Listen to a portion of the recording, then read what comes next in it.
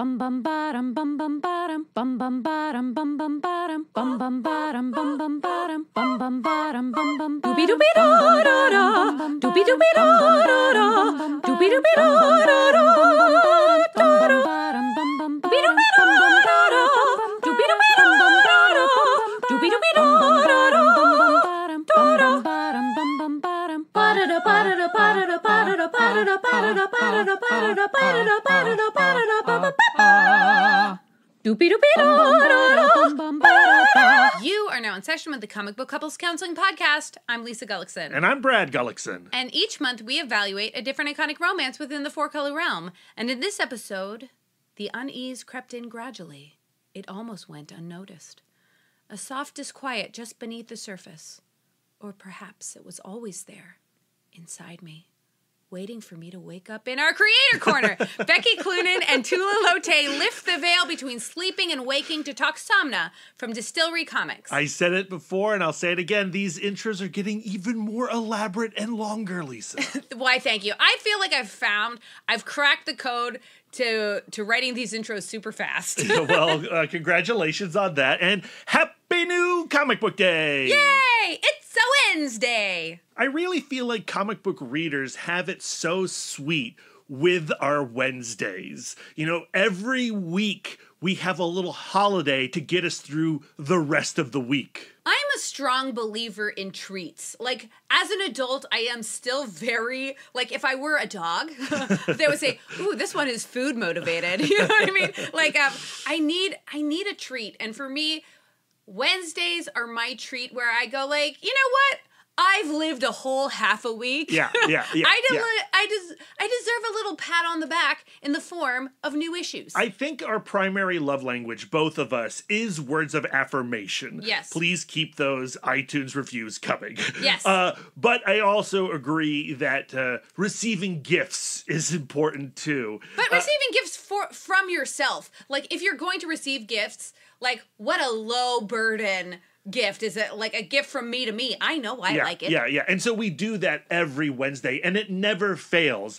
I walk into Big Planet Comics, I talk to Nicole or Jared or Kevin, and, you know, they give you our pull box, and we know there's gold in that pull box already, but then come the surprises. Every week there is an issue that you're going to try and go like, all right, let's, this sounds interesting. Or Nicole will be like, no, you gotta read this. Yeah. And Somna was one of those comics where Nicole was like, no, you need to read Somna, Brad, and Lisa. You're going to enjoy this. But it didn't take that much encouragement because No. it's Becky Cloonan and Tula Lotay. Like, it's going to be amazing. Yeah, and also this new DSTLRY format, these magazine treasury-sized issues, like, that's catnip for Brad and Lisa. Oh, man, so yummy. I just like to, you guys know. I love to lay on my belly with a comic. This one it's spread wide open for me. Okay, Lisa, now I think that might be a little too intimate for our readers. I feel like we have to set the tone. This is a clean show, as we've told Apple Podcasts. We clicked one thing one time. And we're clean forever. So, let's leave how you interact with Somna right there. And no one wants to know how I interact with it. Yikes. You did tell me, like, don't read this one at a coffee shop. Yeah, right. Well, or if you're going to read it at a coffee shop, like, just be aware of your neighbors. Use your discretion. But this comic is super sexy, right? Yes. It is pretty darn spooky, and it's also very playful. Having Becky Cloonan and Tula Lotay bounce back and forth throughout the issues as reality and dream intermix. Mm-hmm. Like, we often talk about creators collaborating on a comic as, like, this romance. And for Becky Cloonan and Tula Lotay, this was like a slow burn where they admired each other's works from afar. They start dabbling with the idea of, oh, what's something that we can do together? And then they stayed in that place for a full decade. Yeah. So what we have in Somna is this extremely, like, mature idea. They have lived in this idea, and they create this world that is so evocative. And the conversation we're about to have begins with the origins, the inspirations of Somna, but then quickly goes into how it became what it is, which still holds hints of that inspiration, but is something totally different apart from that inspiration. They've spoken in previous interviews that this comic grew out of their love for a couple of B movies, one being The Entity with Barbara Hershey, and the other one being Witchfinder General starring Vincent Price. And both of those films are fantastic as grimy B movies, but they're also grimy B movies. And while Somna has some grime in it, it doesn't have the male gazy grime of those films. I would in fact say that it has a female gaze to it, which as a female reader is extremely compelling. I feel like when we talk about female gaze, we go like, there's no objectification to it. And as a female, allow me to say, that is not the truth. We're objectifying all of the time. We just have the restraint to not be gross about it. Okay. Okay, I'm gonna do the plot now. Here it is. Somna takes place in the 1600s during the time of witch trials, and Ingrid is married to Roland, who is the witch finder of her town. But she is also having these weird sexual dreams about this shadowy figure. And throughout the story, the shadowy figure is seducing her, and she feels like she can't tell anyone, because if she tells someone, they're going to go like, clearly that is a demon and you are a witch, get on this stake, you know? Yeah, and it's exciting to read this comic because there is a tension between whether or not this shadow man, this demon, is real. And I feel like the comic has that answer early on, but I found myself resisting that answer because I so often come to witch stories through the lens of the Crucible and Witchfinder General, right? And history too, because we have witnessed how men want to maintain their power and control women's bodies using paranoia and religious doctrine to do it. So it's easy to hate characters like Roland in this story and the village priest, but if the demon is real, and that means the priest and Roland are also right about the presence of demonic evil, what does that mean? What is being said with Somna? And that's what's so compelling about it, and also this conversation with Becky Cloonan and Tula Lotay. Just so you know, this is going to be a full spoilers conversation, and hey, it's Wednesday. The third issue came out today. So if you haven't read any of Somna, no shame in your game, but you're going to want to catch up. So get all 3 issues and read them right now. And if you haven't yet, pick up some of the other distillery books. There's a lot going on over at that company right now. We definitely recommend Gone from Jock. And we were lucky enough to read the first issue of Spectrograph, the new book from James Tynan IV and Christian Ward. And you can bet we will be talking more about that one on Comic Book Couples Counseling in the very near future. Now, before we get to our conversation with Becky and Tula, Lisa, we need to do some referrals. Sponsored by Omnibus. Omnibus is a modern digital comic book store and reader app carrying your favorite single issues, volumes, and omnibuses all day and date. Just like your local comic book store, you pay per book, but digital. Their focus is on building an excellent customer shopping and reading experience and using novel discovery features to help fans find their next new favorite book. They feature top-tier content and already have many of the top publishers in comics today. In the spirit of helping people find their next new favorite book, we have our referrals segment. The idea is to give our counselees, that's you guys, further reading on the themes of the episode. Think of it as us sending you to specialists to further your healing journey through comic books. So Lisa, for my referral, I wanted to stick on the theme of witches, but I wanted to go to a totally different tone. something a little bit more contemporary, something that's a little bit westerny, but not full westerny, just a dash of westerny. I'm on board. I'm talking about Witchblood from artist Lisa Sterl and writer Matthew Ehrman. The main character is Yana, and she's traveling the Southwest with her coven, but they are being pursued by a vampire biker gang called the Hounds of Love, because they don't covet just any old kind of neck. They seek the tastiest of necks. And in this world, Witchblood has magical properties for vampires, and that's why they are hunting down Yana. The comic definitely doesn't have as much nudity as Somna, but it's still pretty darn sexy, and I feel like this fulfills a need for people who grew up watching Buffy the Vampire Slayer. So I'm thinking specifically of you, Lisa. I think you would really enjoy Witchblood from Lisa Sterl and Matthew Ehrman. It's published from Vault and currently available on Omnibus. For my referral, I wanted to go with something on the theme of when you have to consider other people's view of your sexuality,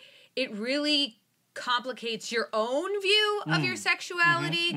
So the book that I chose was Adversary by Blue Delaquanti. This is definitely rated M for mature, like Somna. There's a ton of nudity and sexy stuff happening that you don't necessarily want someone to see over your shoulder at a coffee shop for their comfort. But what it's about is these two men run into each other, and it turns out that they knew each other from almost like a previous life. Okay. So one of the men is a personal trainer that focuses on like women's self-defense classes, and the other person is a trans man who used to take the class. And after running into each other, they decide to start a sexual relationship where they are reenacting some of the self-defense moves that they did in the class. And both of them, I feel like, are not necessarily emotionally in a place to have that kind of relationship, and so it gets very complicated immediately. The personal trainer guy has recently come out of the closet. He's still married to his previous wife and trying to keep a friendship relationship, just like a different kind of partnership with her. But he associates sex with intimacy, with a personal type of intimacy. We're having sex, I should know your first and last name. I should know your personal history. You know, we should be friends. And the other person is saying, like, I just want to have this sex thing with you, and I don't want to share those things with you. Looking for a casual experience. Yeah, and like there's one scene in particular that really reminded me of Somna and how Ingrid ended up feeling so isolated because she discovers, oh, I have no one I can talk to about this. And it's when the personal trainer guy tries to call his wife, going like, well, she said we were going to be friends still, but she also kind of told me that that she doesn't want to talk about my sexual escapades. Okay. So he calls her for some comfort and realizes quickly, oh, there is no comfort to be had there, at least right now. Interesting. Okay, cool. And this comes from Silver Sprocket. Yes. And, we're marks for Silver Sprocket as well. It's a beautifully drawn book, too. Like, the artistry level is absolutely stunning. There's a really vulnerable letter in the back from the author talking about, this is a fictional story, but there are personal elements to the story that I help contextualize it a lot. All right. It gives you a lot to think about. All right, I will seek this out. Look, we're referring comics to each other this week. That's nice. Yeah, and both of these books available on Omnibus, y'all. And Omnibus right now is available as an app for your iPhone. So before we would say like, hey, if you have a browser, you have access to a shop, and that is all still true, but now you can download the app and put it on your iPhone, and the Android version is in progress, and a beta will be happening real darn soon. You can also do wish lists now, which I think is so important because I cannot stress this enough. This is not a subscription service. This is a store. You are going to buy the books. A beautiful thing about shopping that I love is putting things in my cart and walking around a little bit. So your wish list, it's a to-read pile where you are not financially invested. It's like a nice whimsical pocket, a nice little whimsical cart where you can put books you want to read. I'm enjoying the omnibus wish list immensely right now. I've been collecting our referrals into a wish list. Ooh. So, yeah. I've just been buying our referrals. So. Yeah, me too.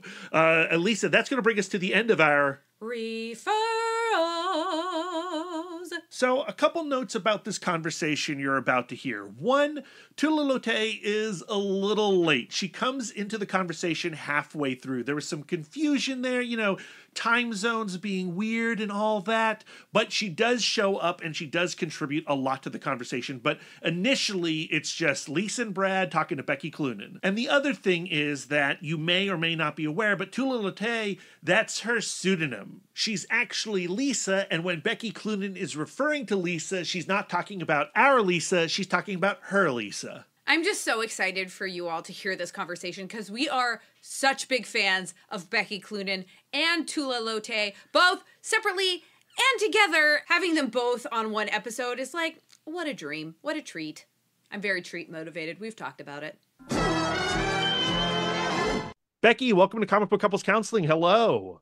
Hello. I'm so happy to be here. We are excited to talk to you, especially about Somna and especially about Witchfinder General, which we know was one of the inspirations behind this comic, paired with the Entity. And Lisa and I were talking about Witchfinder General before you came into our Zoom room, and we were talking about witch trials and witch trial movies and stories, and there are so many places you could be inspired from. You could be inspired by The Crucible, for example. But Witchfinder General is so specific. What is it about that film that found its way into the DNA of Somna? Oh, I think it's one of those movies where you just see it at a young age, and it's like, it just makes an impression, and you just can't let go of it. So when Lisa and I were talking about Somna, of course, this was one of the movies that came up as far as like time period and feeling like we both love Hammer horror films, so that was a big inspiration for us, like going in, we had been talking about Somna for about 10 years. So we had plenty of time to develop like the look and the feel of it. And, The Crucible is great, but there's something about Witchfinder General. It's over the top. It's a little camp, but it's scary too. So there's something that is very organic about Witchfinder General and those Roger Corman movies of that era that I think plays really well with what the two of you are doing in Somna. Yeah, some of it is probably Vincent Price's performance as Matthew Hopkins. And they're both, when you look at Witchfinder General and you said The Crucible before, they're both historical. These are based on actual events. Witchfinder General, I don't know, it's historical, but it's also living in the realm of fantasy. Yeah. And I think that's where we wanted to land with Somna. It's historical, but it's also we're not telling a historical story. It's very much a fantasy. It's also my understanding that you are also inspired by your having sleep paralysis. I'm pretty sure I've had sleep paralysis, so I would love to hear what your experience was like and how it inspired this story. Okay, man, you've probably had it. Everyone's probably had it to some degree. It's like a weird sleep thing and if you haven't had it, you're basically awake, but your brain is still giving off a chemical to say to your body that you're asleep. So you're awake, you're lucid, but you can't move and you might see things. Mm-hmm. And so that was where I was living in New York. I was in this apartment building, and it was a little older, and there had been one of the tenants below me passed away, and we didn't find him for a bit, but I could smell it. And it was that was a creepy experience, just knowing that someone was dead beneath you, on the floor right below you, for a week or two. And then I started having sleep paralysis, and I was seeing this shadowy figure standing in the door, right out of the corner of my eye, but I couldn't look directly at it, but I knew it was there. And then I would see it around the room, and I was like, it's this dude. He's coming to haunt me. I was in your brain, that's the first thing that you think. But the more that I read about it, the more I was like, oh, it's your brain puts that there because you're scared. And it's like, hey, you should be scared of something right now. I'm going to put this here. Thanks, brain. That's great. But Yeah. people will see similar things, I think. Some people see like aliens, some people see like an old woman. It's just like things that inherently people are like kind of spooked by, you know? For me, like my sleep paralysis experience was much more like the third issue of Somna. I know that I'm awake, but I can't move. Oh no, I'm Mm. dreaming. I know that I'm awake, but I can't move. So it's like that skipping rocks thing that really makes Yeah, you like hyper aware of like the veil between like dreaming and waking.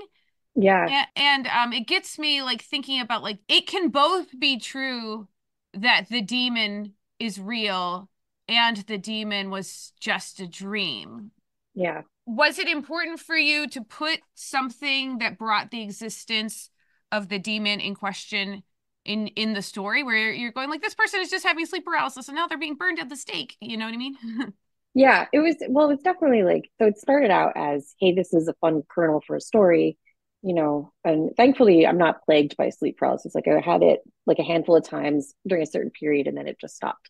Mm-hmm. Um, but the memory of it stuck with me. And then it's like, of course, you know, what if it was sexy though? It's not sexy at all. But what if it was though? Yeah. Like, and that's kind of where the story, it started out as like a silly thought, you know, as a lot of stories do. And then when I was talking to Lisa about it, we just would, every time we would see each other, we'd like speak more and more about this idea. And it's like, well, what if we put her at a time when demons were very much like a real thing and witches were very much real? And these were things you actually had to like watch out for. They were walking among us. And then what if you had that experience and were convinced like, this could be something that is actually real. Like, what if it was, you know, a tangible person in the room with, what if the person was in the room with me, the sleep paralysis demon? Yeah. And it just kind of spiraled out from there. And then it was just doing like a lot of research and reading. And, yeah, I did a stupid amount of research for a book that is not historical. Well, like that's the exciting thing about Somna, though, is when you look at this period in time where paranoia was running wild and we were murdering women. Not at all relatable, right? So glad that time's over. Yeah. And the excuse being, well, you know, they've been touched by the devil. And then now here you are with a story that is still exploring the paranoia of that and the atrocity of that, but there is also a shadow man, Yeah. and that like really put me on edge during the entire experience, where it's like, well, okay, these people are being terrible, but there is a shadow man, and is this shadow man the devil? Yeah. And some of that is, you know, how much of this is in your own mind? You know, how Mhm. much is the things that society tells you to believe are actually real, and how much of it is just like something that you manifest yourself and you make it real. I mean, I love a self-fulfilling prophecy. And when you go back and you read stuff like, talk about Witchfinder General, Matthew Hopkins, a real person, wrote a book, The Discovery of Witches. It's so bad. Like you try reading it, this thing is unreadable. But I read it for science, you know. And there's parts of the book that are taken directly from this text. So it's like there's a sermon in the book in issue 2 that was taken from a sermon, like not word for word because it was long and rambling, but you know, I did take lines from it and stick it in there. And there's marriage vows in issue 3. Those were actual marriage vows. Like Mm. none, like this is real stuff that like people believed. And if you're surrounded by it and if you believe in it with all of your heart, like you're supposed to. And then if you don't believe in it, what does that say about yourself? You know, like you're damned either way, you know, damned if you do, damned if you don't. And, you know, God, I love that too. That's basically where all this is, you know, marinating in. What struck me was how lonely Ingrid was in her suffering. Like, she couldn't really talk to Roland about it, and she loved Mm-mm. Roland.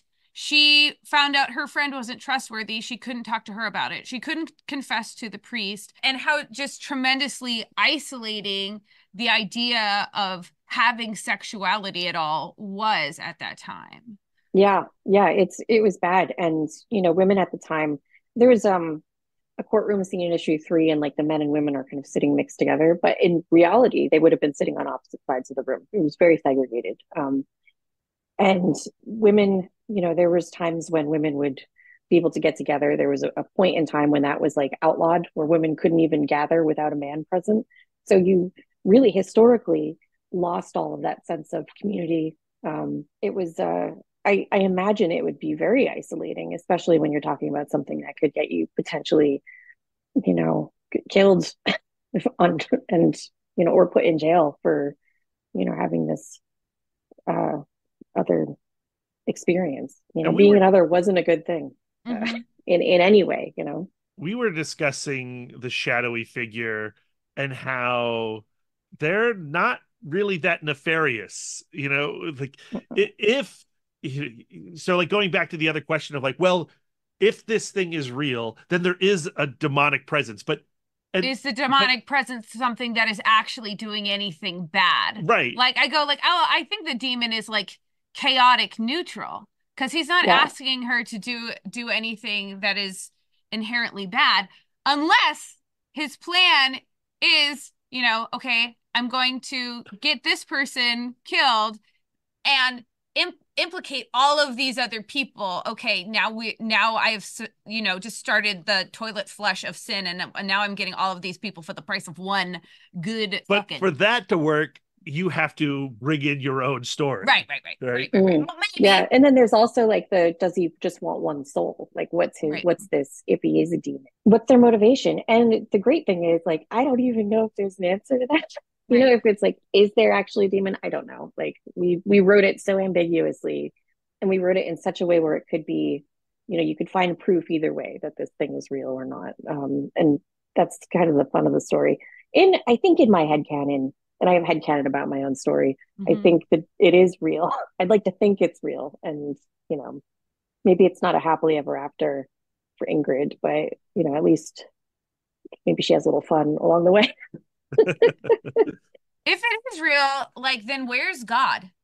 Right? Exactly. If you think they're demons, like, where is God? Is the answer just exactly?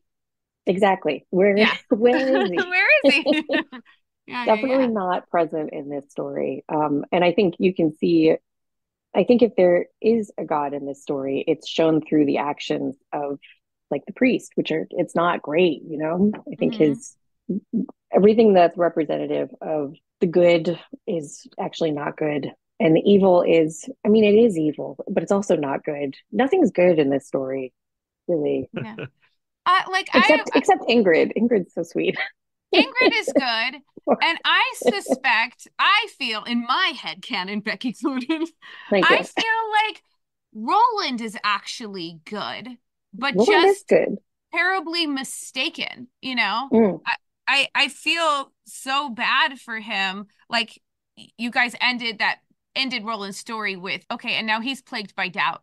Am I actually doing the right thing? Yeah. I think he had every intention of loving Ingrid. Definitely. And I think this was, when you go into it, the Witchfinder is always like so gleeful and like, persecute the women. But I wanted to make sure that Roland wasn't in it for this wasn't fun for him, and to make it known that he's not happy about this work that he's doing, and that he's doing it out of a sense of duty because he thinks it's right. He's like, we got to get these witches out of here. He's the ruin of all witches is what his goal is, but he's not happy about it. And then when it's Ingrid, of course, he's even less happy about it, going so far as to be like, if you are a witch, use your powers and get out of here. Like, I don't want you to die. Which is like, that's not good for him to do. But I don't want to say he had like a hero turn, because that's not it. But I did want to show that in this community, it's not just good and evil. There's people who think that they're doing good, but they're not. It's like, you just put your faith in the wrong institution, man, and you're for the rest of your life, you're going to be fucked up for it. I love the choice to create empathy for people doing bad things, because I do feel like we live in a time of like intense distrust and paranoia, and we see things that happen and we go, this person could not possibly actually think this, Yeah. Did you find yourself like drawing these parallels to our dystopian present? A little bit. I do believe that people are shades of gray, that there's no, black and white. So, when it came to Roland's story in particular, it was important for me to be like, what is his angle? I didn't want everyone just to be like one note bad or one note good, where, he's got to have a redeeming quality, like at least one. Like, just like, the worst person just made a great point. That's kind of Roland. But then we have Maya, who Oh yeah, started as this trusted person, but is probably up there with Father Goodman as like one of the most evil people in this story. Like, what was the choice to make another woman a villain? I think it just was like the idea that there's someone that you can trust, that you really care about, that you think you're on board with, and then just do a total heel turn, which is always fun to do. And some of it was showing like, okay, here's, someone who's obviously not following the rules of society. She's outside. She's like doing her own thing, just like Ingrid is, but she's reveling in it. And she's, narcissistic probably, and like a little bit of a sociopath. And these things can also exist, so you have Father Goodman on one side who's like, I'm upholding the law, ha ha ha, and he's nefariously cackling in the background. And then Maya as well. And, by the third book, it's insinuated that if there is a witch, she's probably actually the witch, that they're looking for, but they can't find it because she's like, kind of playing everybody. And she's, of course, I don't think it was this book. So it's 6 issues long, basically. It's 3 issues, but each issue's twice the size. So in my head, when we were breaking it down, it was like, okay, it's basically the length of a 6-issue story. I would have loved to put more characters in, but it was kind of like you only have a certain page count. And it's like, we got to, even from the breakdown that we did, I think I had another character. Roland was actually 2 characters in the beginning. There was like the Witchfinder bailiff kind of character, and then there was Roland, who was the husband. And I was like, we don't have room for these 2 characters. It was just push them down into one. And that's the same with Maya, where it's like she could be 2 or 3 characters, but with the time it was just like, the economy of the story, we need to make her just one character. So she does contain multitudes, and I quite like her. And it was sometimes it's fun just to write someone who's unabashedly just bad, that person that you knew your whole life, and then one day you wake up and you're like, do I even know this person? Like, who are they this whole time? Have they been like, I think we've all had an experience like that. Yeah, I think it's also important to show how, the culture that they are living in is affecting everybody, and to an extreme, in an extreme negative fashion. Yeah. It's definitely, there's no camaraderie. People are very secretive, and as much as Maya, as much as Ingrid wants to trust Maya, I think there's that, even in the beginning, she's like, I can't tell anyone about this. If there was one person she could tell, it would be her friend. But then you find out very quickly your friend is not the person that you thought. So she's like, you going back to what you said, she's just very isolated. One of the other joys of the comic is the artistic experience of watching you and Tula rotate, dream and reality. But then as the series progresses, the 2 styles merge, and what is dream, what is reality. Can you talk a little bit about breaking that down in your process? Oh, yeah. So, Lisa and I, like I was saying, we've been talking about this for so long. And now that it's over, I'm like, what do I do with myself? It's so strange. We had always wanted to do a story like complete, like just a collaboration at like the most in its purest form, where there was no distinction between like who's writing what, and who's drawing what. Of course, it made sense for her to do the dream sequences because her art is so ethereal and so sublime, and there's a hazy quality to it where you're just, there's the panels are more freeform, and my stuff, even though it's not as realistic as hers, it made sense for it to be the reality because it's black and white, it's a little more stark, things are more defined and easy to see. And then so when we broke up each issue, it was like we have to have the same amount of pages in each issue. So it was kind of tricky to be like, when we would do the outline, we have like the whole thing kind of written out, and then it was like, and Lisa's dream sequences is here and here and here. And so she knew what I was doing in real life. And then we would talk about what was happening in each dream sequence to kind of reflect that. And she would go in and do that. And then after everything was finished, we would put it all together in like a big PDF or whatever and be like, does this flow well? Like a lot of places we like added extra pages or like tweaked panels around. And Lisa was in charge of doing all visual transitions. So like anywhere there's like her like work kind of bleeding into mine and like washes over my art, that's her kind of going over it and like smoothing out transitions and like bringing themes, like visual themes through the story, like the fire and the water that kind of reappears. That's her. And then I was in charge of script. So I would do the words on it. And then she would go over and be like, okay, let's, refine it, or like, can you add a line here? Stuff like that. So, and of course, Will Dunn as our editor kind of kept us both on track with that. And Lee Luffridge colored my pages.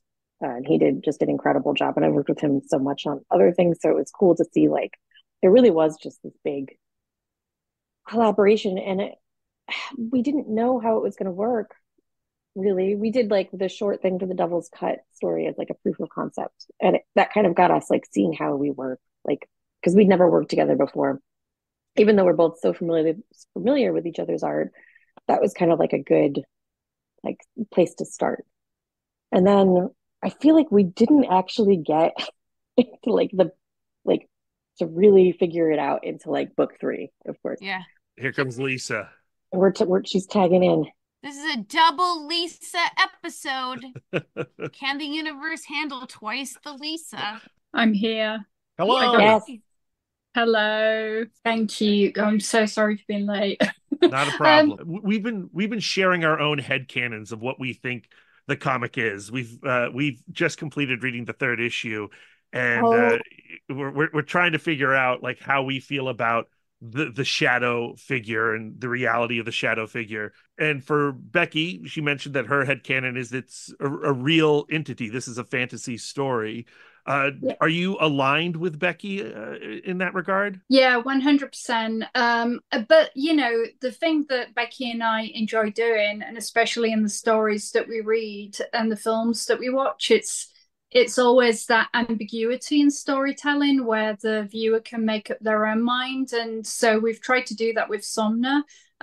We definitely have ideas about what we think is happening. But there is a lot open to interpretation. And also, I don't want to give anything away right at the end, but the very end, I think we probably both feel something different about, because it is open to interpretation and it could go either way. We've already spoiled the ending. We've already spoiled it in this conversation. The conversation is going to come out after the comic is out. And so the conceit of the episode is that we're unloading all our thoughts about the entire series. And so I would like to explore that a little bit, how you differ. Yeah. Are you okay with me talking about that, Becky? Oh, yeah, definitely. We thought so the last scene was like one of the first things that we thought of with this comic. So it was like that was our starting point. Okay. Yeah. And actually, Becky and I don't think we've talked about this since the book actually was finished. But one of the first things we talked about was Becky mentioning the story and then saying all these things happen. And we were thinking, where would it be set and stuff? And Becky said, I just know I want the ending to be the shadow man choking her and then saying, can you breathe? And him saying no. Her saying no and him saying good. And it sent shivers down my spine. I was like, oh my God, that's just horrific. Let's do it. But the way I've drawn it is that very last panel where he says, open your eyes, it cuts to blue.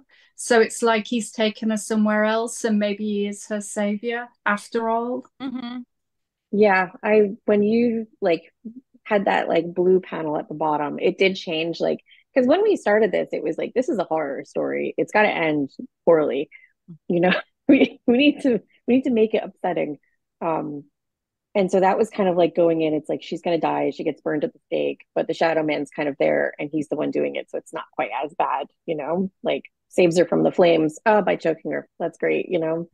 But then when Lisa turned her like blue at the end, so she matched like the Shadow Man's colors, it was like, oh, he's like actually like opened her eyes to, this new, he's done what he's promised, basically. And like, I don't know if he's whisked her away somewhere else, but she's in a different place.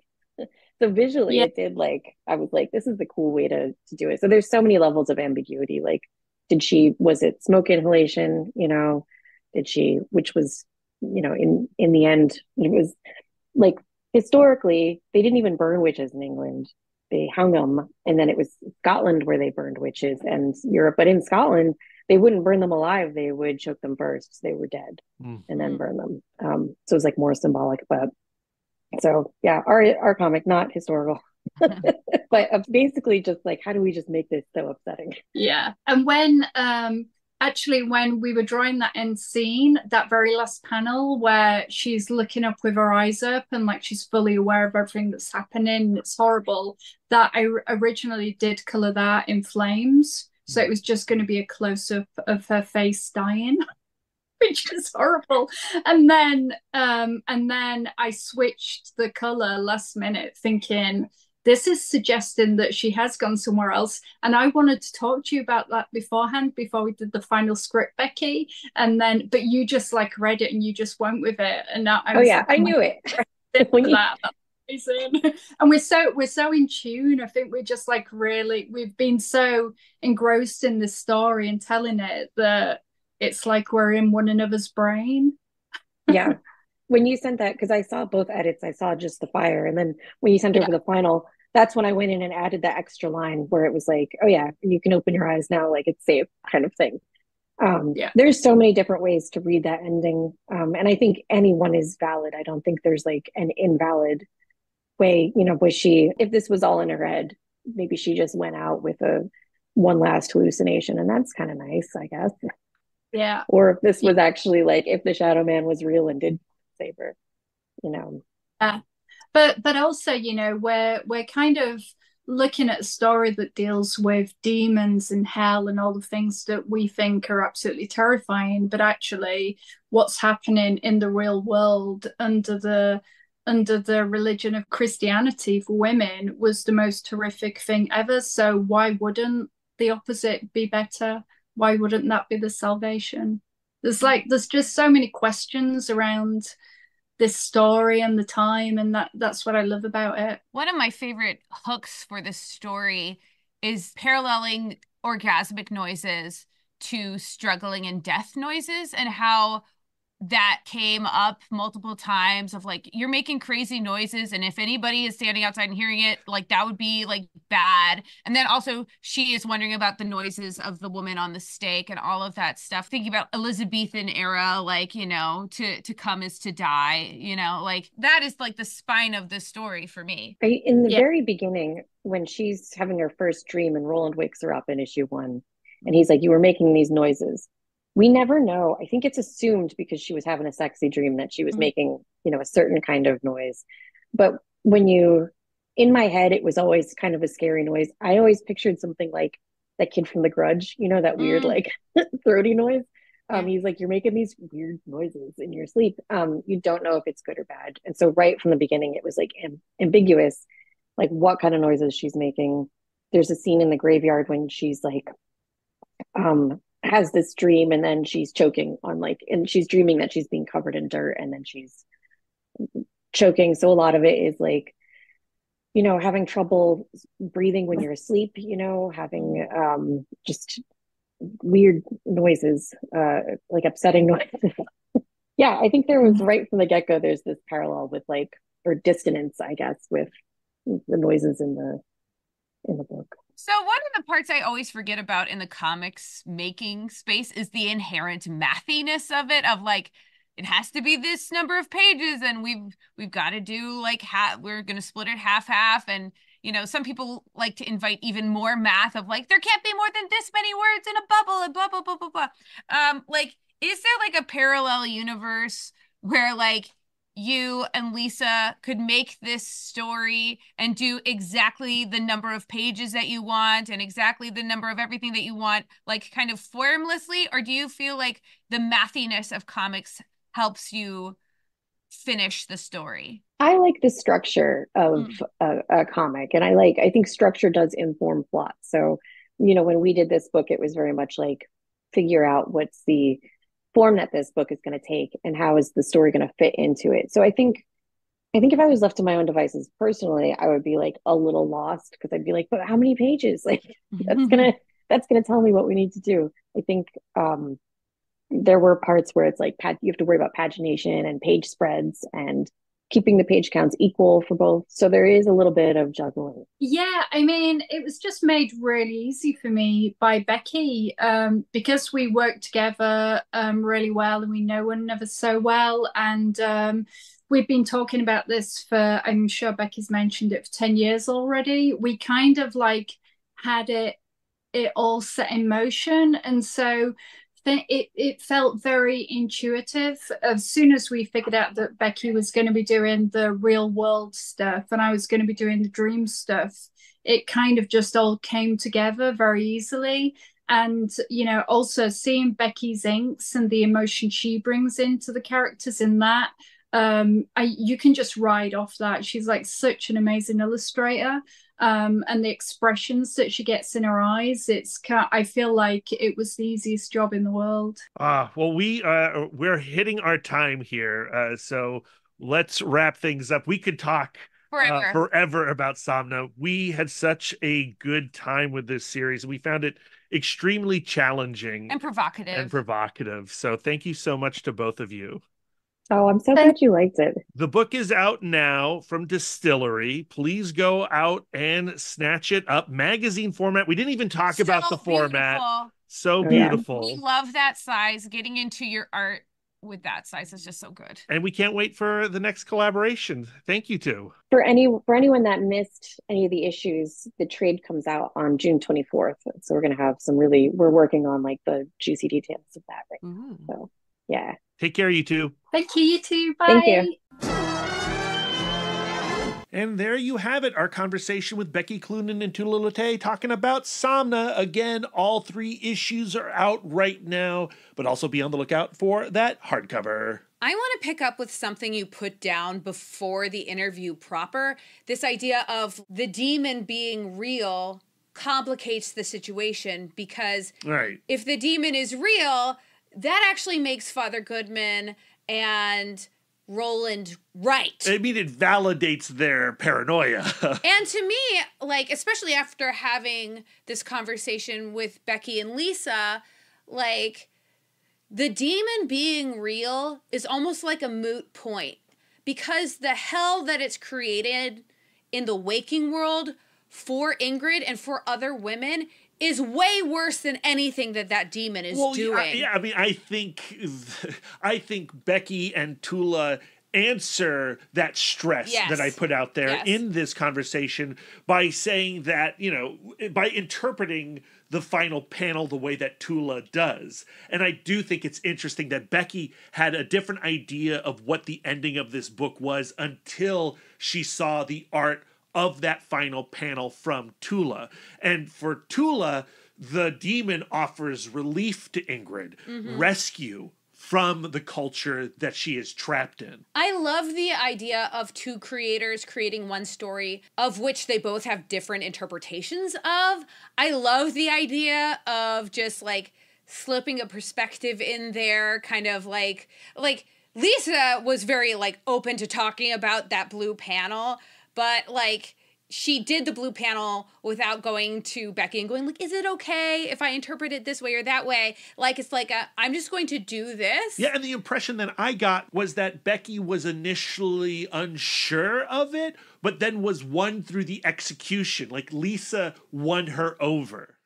That's what I love about stories and about talking about stories with their creators. One story is actually so many stories. It's Becky's headcanon, it's Lisa's headcanon, and it's my headcanon and Brad's headcanon, and everybody who reads the story reads something a little bit differently. Like, I loved the question I asked about the noises because I was presuming, oh, they were orgasmic noises all of the way through, and that created this like super rich and meaningful through line and for they were me. like, no, not No, necessarily. that's not what it was about. But at the same time, just because they say no, not necessarily, that does not mean that's not the case for you. And it's going to, when I revisit this story, on my belly, open wide to me. When I revisit this story, I'm not going to let go of that thread just because I know that it wasn't the initial intention. Yeah. Although for me, I will, when I reread this story, think about it differently because of their interpretation of the final panel. Yeah. Right? Yeah. And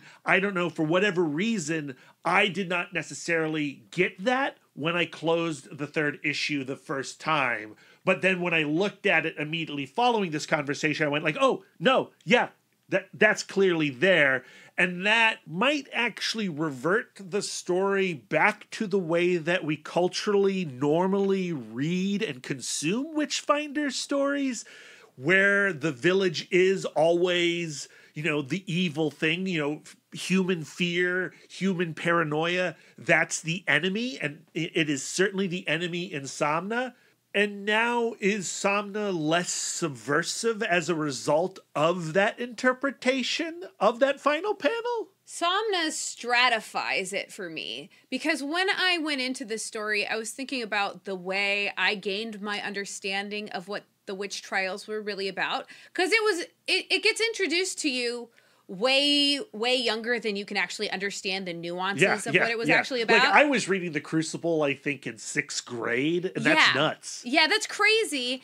And it is sold to you as, oh, this is a story about the danger of groupthink. And then as you get older, you understand, oh, it's a way to oppress women. And then as you get even older than that, you go, oh, it's actually to oppress women from expressing their sexuality, their creativity. It is about controlling women's bodies. And I feel like Somna creates a story in which all of those things are true. Paranoia is running rampant, but there are people like Father Goodman who are weaponizing that for specific, very on this earth reasons. And there are people like Roland who just think that they're being obedient and faithful. But when they start having their doubts, they fear for their own life and their own place in society. And there are people like Maya who are using the confusion created by the system of oppression to hide the evil things that they are doing. Yeah. And there are forces at work that we don't understand. There are ineffable things that make us do stuff we don't understand and can't articulate. The subversion then in Somna is that the demon is relief. The demon is the thing that you want to be with rather than the human world in which you're trapped in. Yes, that's it. It's exciting when you get a comic like this, where you can read it once and come away with it thinking about it in a certain way, and then you can, investigate it and challenge it and be lucky enough to have a conversation with its creators and then come away going like, oh, maybe it's something else. Let's give it another look.